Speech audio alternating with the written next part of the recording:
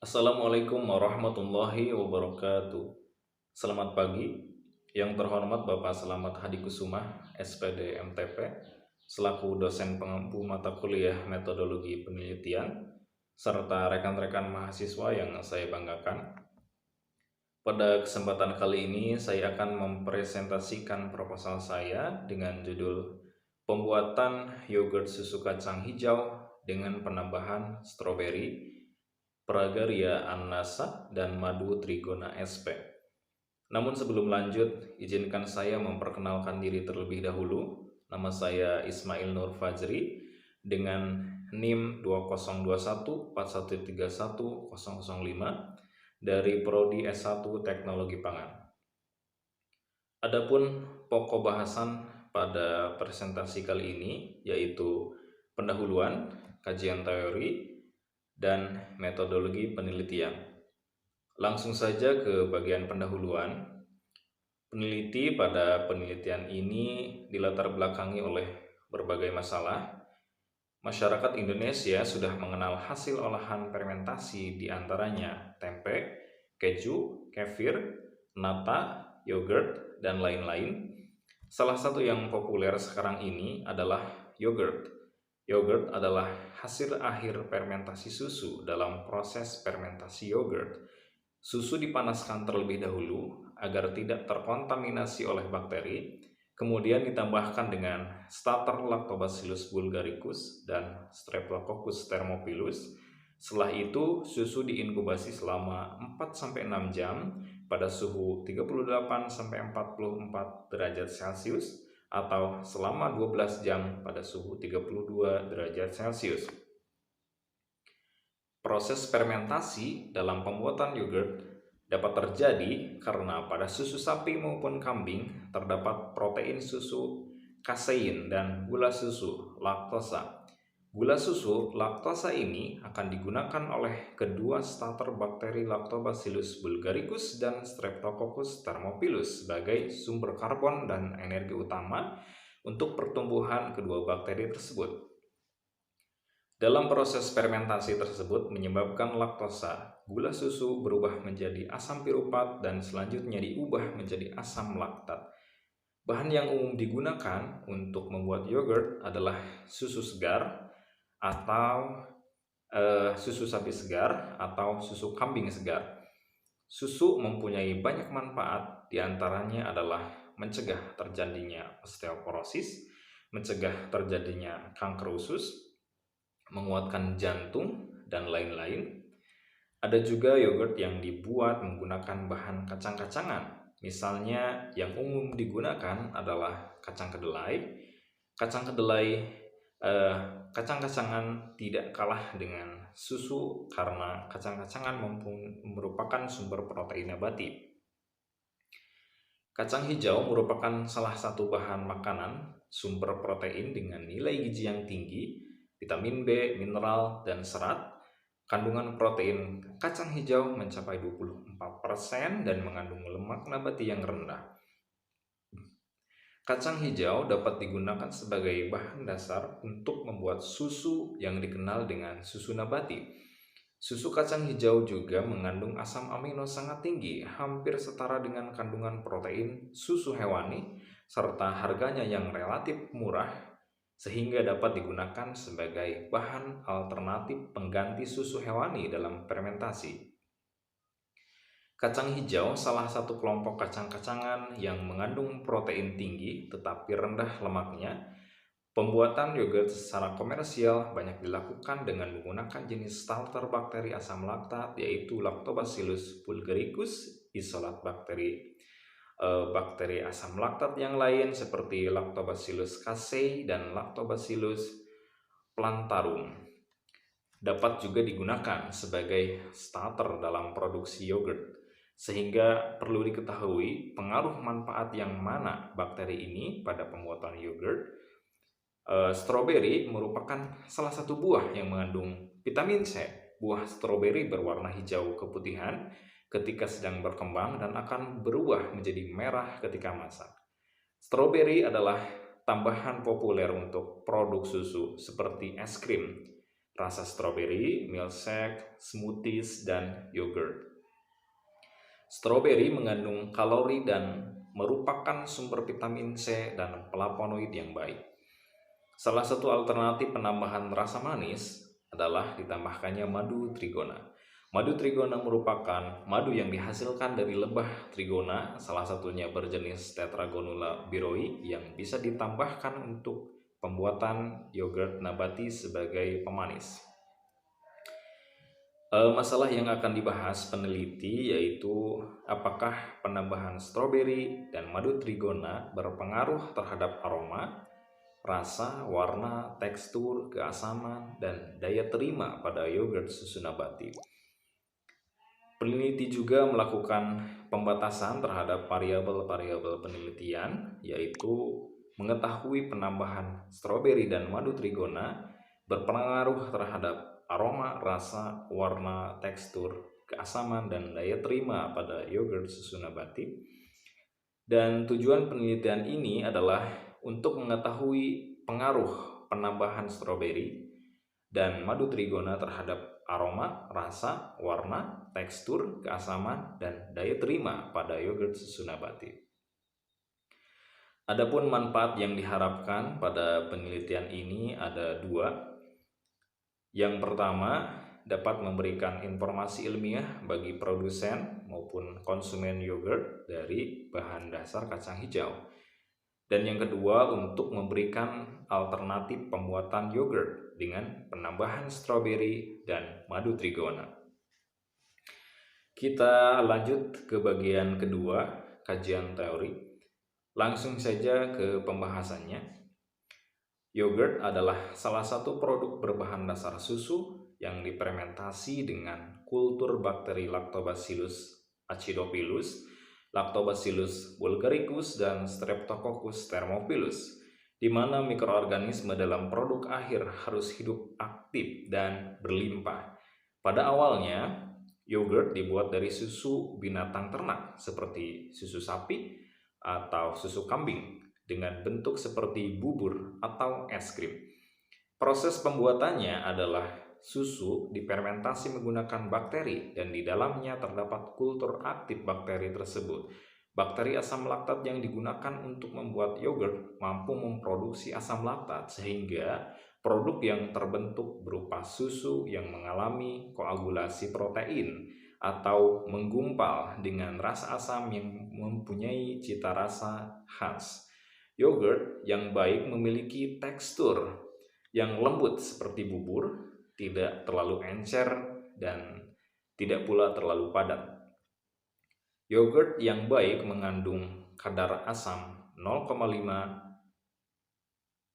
sampai 2,0%. Kacang hijau.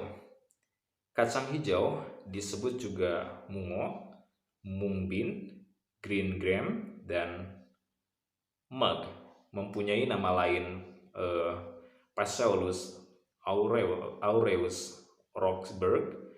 Biji kacang hijau berbentuk bulat dan pada umumnya berukuran lebih kecil dibanding dengan jenis kacang-kacangan lainnya dan mempunyai warna hijau kusam atau hijau mengkilap.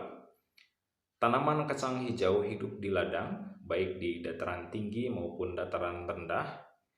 Penanaman kacang hijau dari benih biji kacang hijau selama 6 bulan, masa panen kacang hijau 1 tahun 2 kali. Proses penambahan kacang hijau sebenarnya mudah apabila tata cara penanaman kacang hijau dilakukan dengan baik, dihindarkan dari serangan hama, penanganan pasca panen, dikeringkan masih dalam keadaan berkulit.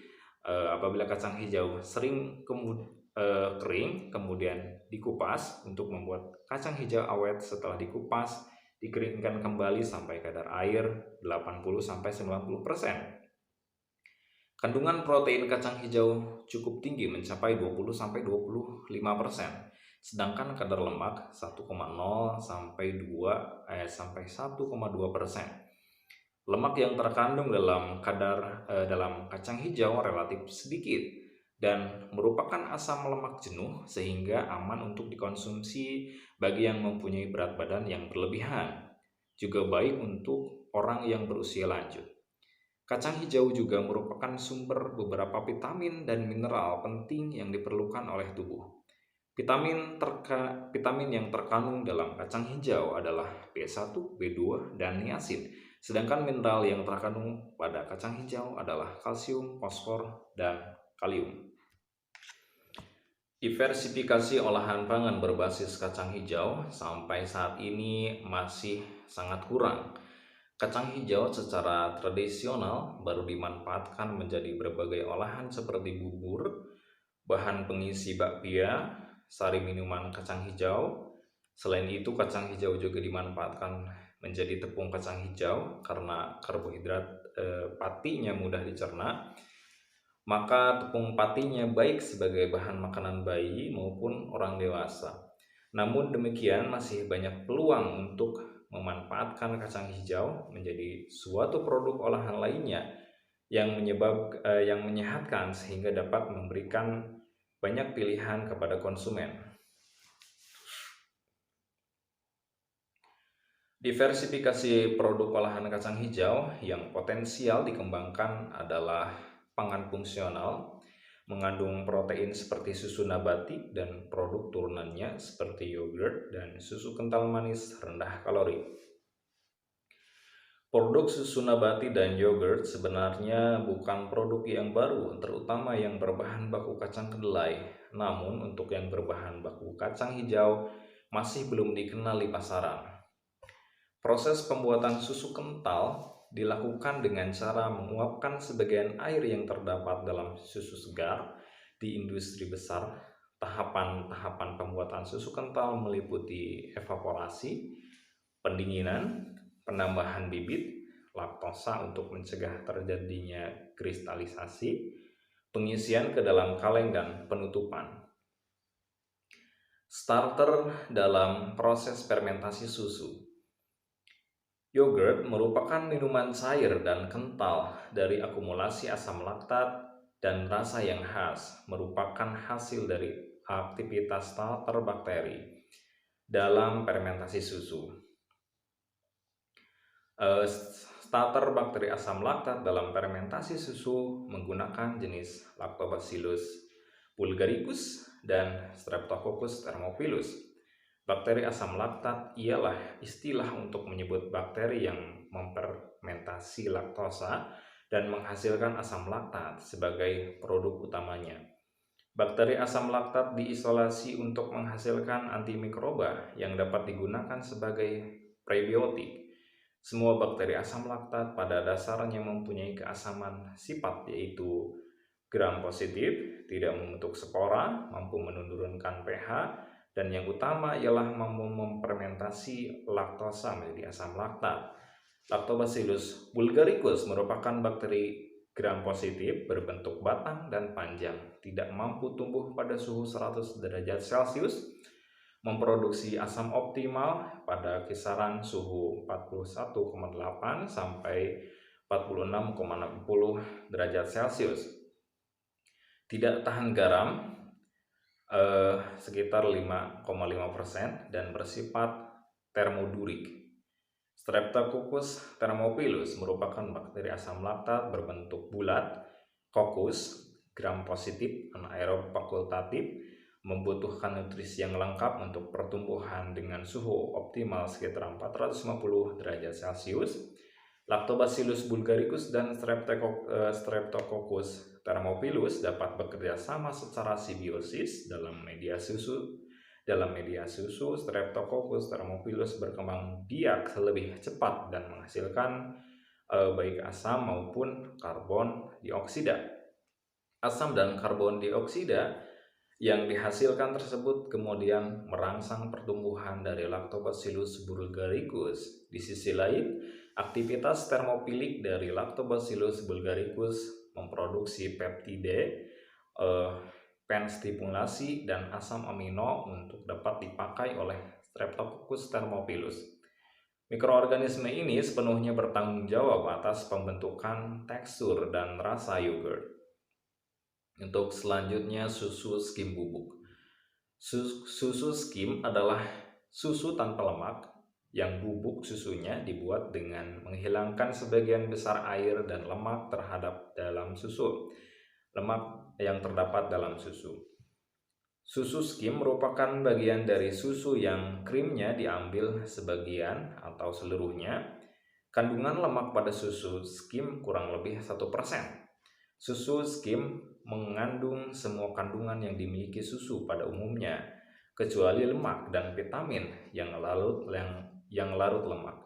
Susu skim mengandung semua zat makanan dari susu kecuali vitamin-vitamin yang larut dalam lemak. Susu skim mengandung laktosa 5%, protein susu 3,5%, dan mineral antara lain potasium, kalsium, fosfor, klorida, dan sodium. Dalam susu skim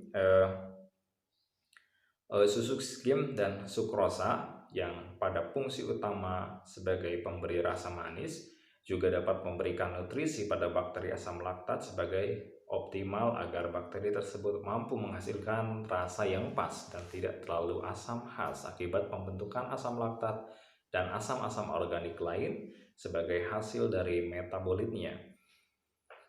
Selanjutnya, stroberi. Buah stroberi merupakan buah yang memiliki kandungan vitamin C yang paling sering digunakan sebagai suplemen.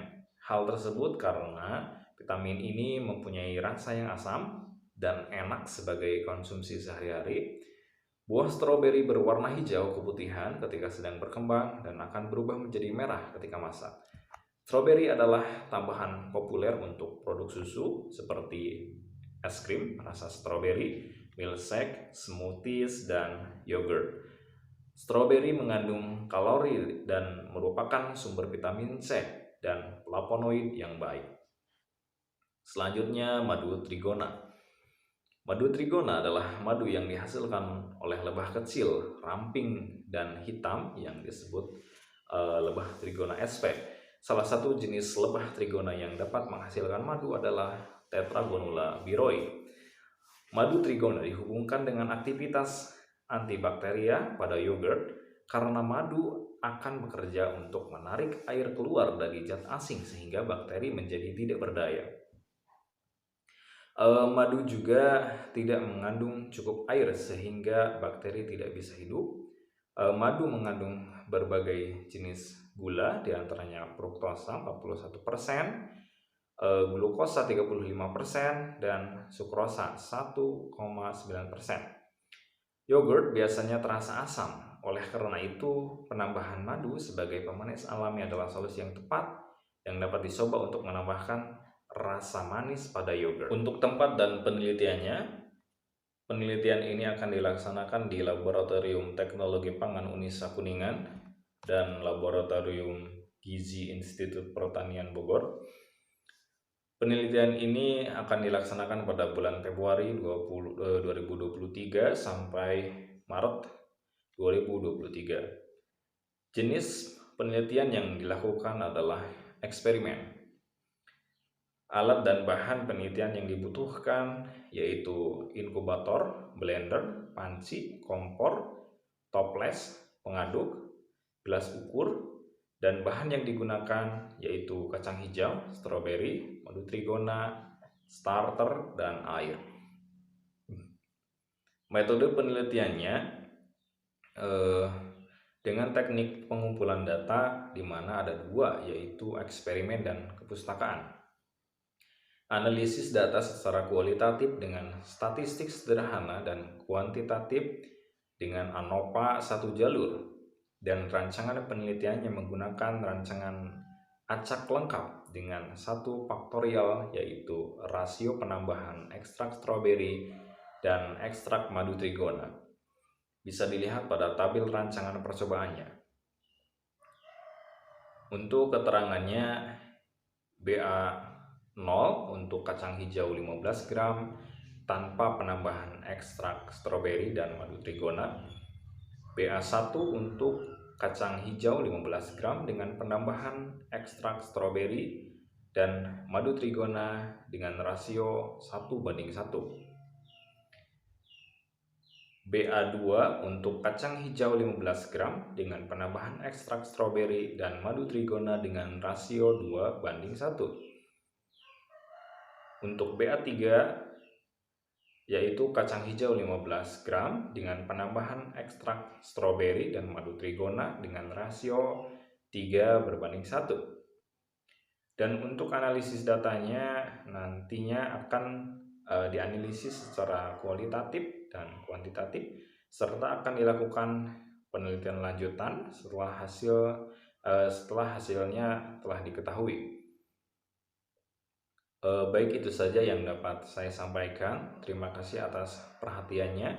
Wassalamualaikum warahmatullahi wabarakatuh.